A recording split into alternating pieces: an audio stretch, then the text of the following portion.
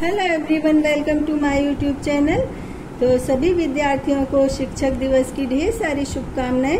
तो बच्चों, आपको जन्म देने वाले आपके माता पिता भी आपके गुरु होते हैं और स्कूल, कॉलेज और कोचिंग पढ़ाने वाले शिक्षक भी आपके गुरु होते हैं। तो इसलिए विद्यालय को विद्या का मंदिर भी कहा जाता है और शिक्षक का विद्यार्थियों के मानसिक, शैक्षिक, नैतिक विकास में बहुत बड़ा योगदान होता है। और शिक्षक एक सीढ़ी की तरह होते हैं जो कि स्टेप बाय स्टेप आपको जीवन में आगे बढ़ने की प्रेरणा देते हैं। तो इसलिए सभी विद्यार्थियों को शिक्षकों का सम्मान करना चाहिए। तो गाइस, गणेश चतुर्थी 7 सितंबर को है, तो आप सभी को गणेश चतुर्थी की ढेर सारी शुभकामनाएं। और जब भी हमारे घर परिवार में कोई भी शुभ कार्य होता है, मांगलिक कार्य होता है, तो सर्वप्रथम हम गणेश जी की वंदना करते हैं, मंत्रों का उच्चारण करते हैं। और ओम शब्द, जिस तरह से ओम शब्द से सभी मंत्रों का उच्चारण होता है, ठीक उसी तरह मनोकामना पूर्ति और शुभ फल के लिए पहले गणेश जी की वंदना की जाती है। और काफी साल पहले गणेश चतुर्थी का पर्व कुछ ही स्थानों पर मनाया जाता था, लेकिन जबलपुर में तो मैंने हमेशा से देखा है कि गणेश चतुर्थी के अवसर पर जबलपुर में घरों में, मंदिरों में और शहरों में खूबसूरत सी सजावट करके पंडाल सजाया जाता है और बहुत ही खूबसूरत डेकोरेशन होता है। और गणेश चतुर्थी वाले दिन गणेश जी को लाया जाता है और बहुत ही धूम धड़ाके, भजन और फूलों की बारिश के साथ गणेश जी का स्वागत होता है। और बहुत ही खूबसूरत से मंच पर गणेश जी को बैठाया जाता है और अनंत चतुर्दशी तक खूब धूमधाम रहती है। सुबह शाम आरती होती है, प्रसाद वितरण होता है, भंडारा भी होता है। और शहर में जिस स्थान पर गणेश जी को भव्य और सबसे खूबसूरत पंडाल होता है गणेश जी का, तो वहाँ पर शहर के गणमान्य लोगों के द्वारा शील्ड भी दी जाती है। और फिर अनंत चतुर्दशी को गजानन महाराज जी को अश्रुपूर्ण विदाई दी जाती है। महाराष्ट्र और बम्बई जैसे शहर में गणेश जी को भोग के रूप में और प्रसाद वितरण के लिए कई प्रकार के मोदक बनाए जाते हैं। मोदक का हिंदी में अर्थ लड्डू है और महाराष्ट्रीयन भाषा में इसको मोदक कहते हैं। और एमपी में गणेश जी को बूंदी के लड्डू का भोग लगाया जाता है।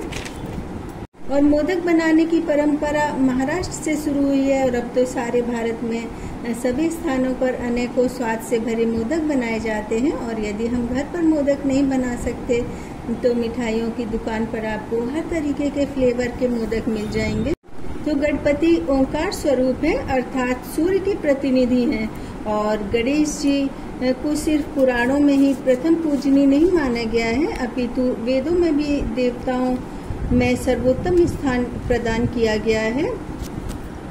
एवं ज्ञान के देवता होने के कारण इंद्र, अग्नि, विष्णु, वरुण सभी देवताओं से ऊपर इनको स्थान प्राप्त है। और गणपति गणनायक है और गणपति संगठित समाज के सूत्रधार माने जाते हैं, जो कि किसी भी वर्ण, व्यवस्था एवं जाति भेद से परे हैं। और बाल गंगाधर तिलक ने गणेश उत्सव मनाने की राष्ट्रीय परंपरा आरंभ की थी। और हमारे भारत को स्वतंत्रता दिलाने के लिए, सामाजिक संगठन स्थापित करने के लिए सामूहिक रूप से गणेश उत्सव को मनाने की परंपरा शुरू की थी। और जो कि 125 वर्ष पूरे होने के बाद भी अभी भी उतने ही ज्यादा उत्साह और धूमधाम से संगठित रूप से मनाई जाती है। गणेश जी को शुभारंभ का देवता माना जाता है और गणेश जी की प्राण प्रतिष्ठा, फिर विसर्जन तो हमको ये सिखाता है कि यही एक भौतिक संसार का नियम है। और धरती पर मानव शरीर के रूप में भगवान को शरीर से मुक्ति पाकर परमात्मा अर्थात पंचतत्व में विलीन होना होता है। और फिर हम तो साधारण मनुष्य हैं और इस संसार में प्रत्येक जीव जो जन्म लेता है तो उसकी मृत्यु निश्चित है, लेकिन आत्मा अनंत है।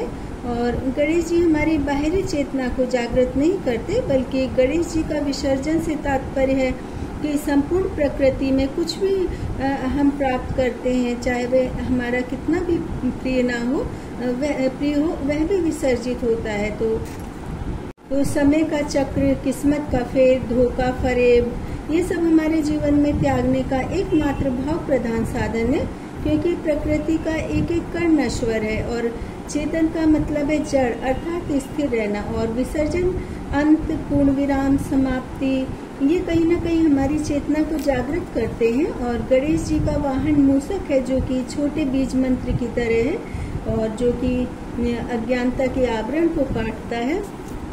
और राजस्थान में एक मंदिर है, मैं पूरी तरह तो श्योर नहीं हूँ कि वह राजस्थान में जयपुर में है या गुजरात में है, लेकिन वहाँ मंदिर परिसर के अंदर बड़ी बड़ी थालियों में भोग का प्रसाद बनाया जाता है और फिर उसको बिना ढके बड़े बड़े थालों में मंदिर में रख दिया जाता है और बहुत सारे चूहे आकर उस प्रसाद को खाते हैं और फिर वही प्रसाद समस्त भक्तों में बांटा जाता है। और इस प्रसाद को खाने से ना कभी किसी को रेबीज हुआ और ना ही कोई बीमारी। अब इसको अपार श्रद्धा कहें या अद्भुत देवी शक्ति।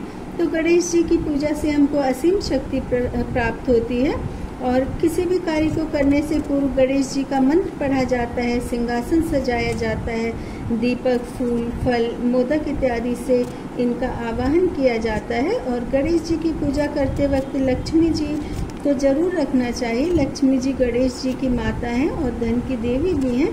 तो गणेश चतुर्थी शुरू होते ही सभी गणेश जी की पूजा में बड़े हर्ष उल्लास और उत्साह से भाग लेते हैं और सुबह शाम गणेश जी की आरती करते हैं। शहरों में कई प्रोग्राम होते हैं, जैसे भजन संध्या, जागरण, भंडारा।